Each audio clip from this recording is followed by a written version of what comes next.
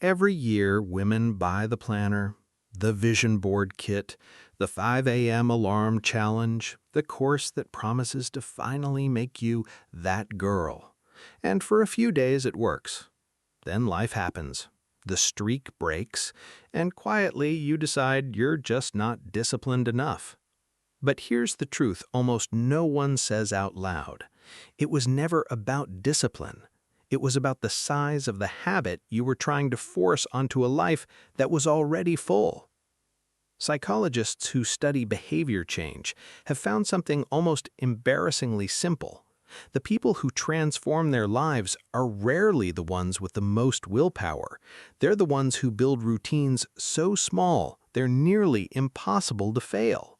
Not a 2-hour morning routine, not a total life overhaul, something you could do even on your worst day. There's a name for this approach. It's called the minimum viable routine, the smallest version of a habit that still moves you forward even when everything else falls apart. And once you understand how it works, you'll realize you've been making becoming a better version of yourself far harder than it ever needed to be. Picture this. It's 6:47 a.m. Your alarm didn't even go off on time. You're already behind, already tired, already telling yourself today isn't going to be one of the good days.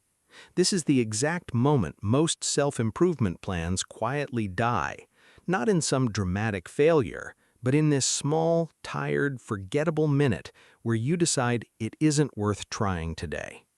Here's why that happens. Your brain isn't built to sustain motivation.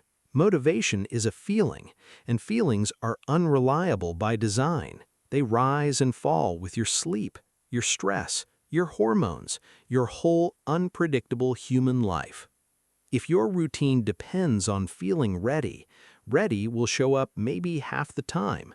But identity doesn't depend on feeling. Identity is built by what you do on the days you don't feel like it.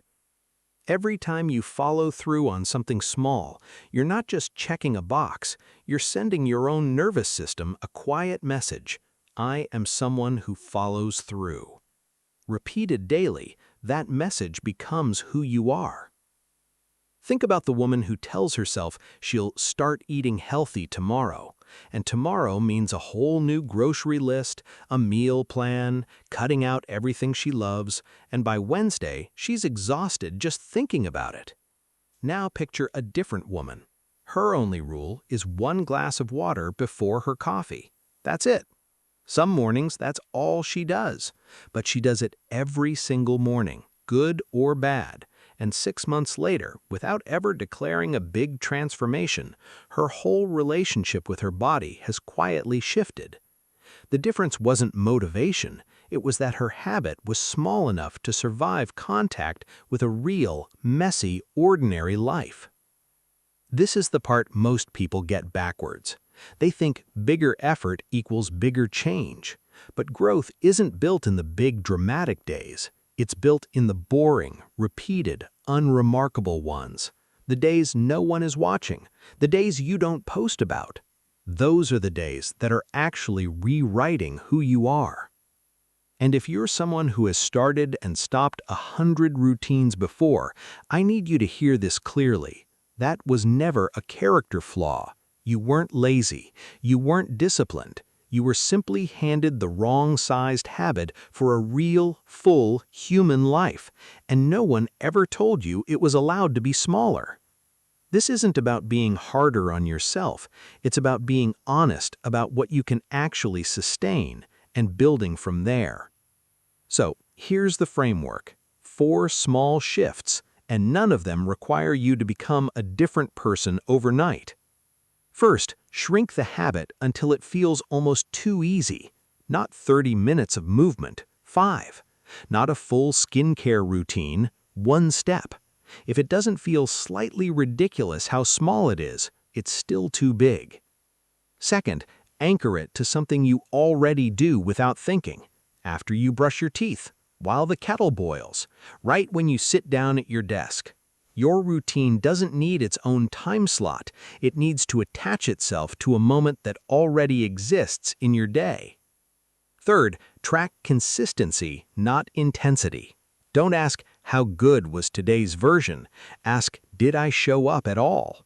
A tiny habit done imperfectly for 30 days will outperform a perfect habit you did for 3 days and abandoned.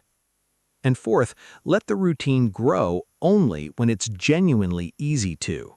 Not because you feel guilty for keeping it small. Growth that comes from guilt collapses fast. Growth that comes from readiness lasts. This is the opposite of everything the wellness industry has sold you. The 17-step morning routine, the color-coded planner, the version of self-improvement that looks beautiful on camera and quietly makes you feel like you're failing by 8 a.m. That version was never built for real life. It was built to be watched. What actually rebuilds a woman from the inside out is smaller, quieter, and far less impressive to look at, which is exactly why it works. There's something else worth naming here because it changes how you'll feel the next time a routine falls apart. Consistency was never meant to look like an unbroken streak. Real consistency has gaps in it. You'll miss a day. You'll miss 3. The old story says a broken streak means starting over, means you failed, means the whole thing was pointless. But a habit isn't a chain that snaps the moment one link is missing. It's a path you've been walking, and a missed day doesn't erase the ground you've already covered. The only real failure is deciding that one missed day means you're no longer someone who does this. You are. You just skipped a Tuesday. Think about the difference between a woman who misses a day and quietly returns the next morning, no drama, no punishment, just picking the habit back up like nothing happened, versus a woman who misses a day and spends the next 2 weeks in a private, unspoken shame spiral, convinced she's proven something true about herself. The habit was identical. The routine was identical. The only thing that changed the outcome was how she talked to herself in the gap. That inner voice, more than any planner or app or challenge, is the real architecture of whether change lasts. This is why the smallest habits are secretly the most powerful ones. Not because small is impressive, but because small is forgivable. It's easy to return to something that only takes 90 seconds. It's hard to return to something that demands an hour you don't have and a version of yourself you're not currently feeling like. The women who seem, from the outside, like they've completely transformed their lives rarely did it in one dramatic leap. They did it in these unglamorous, repeated returns.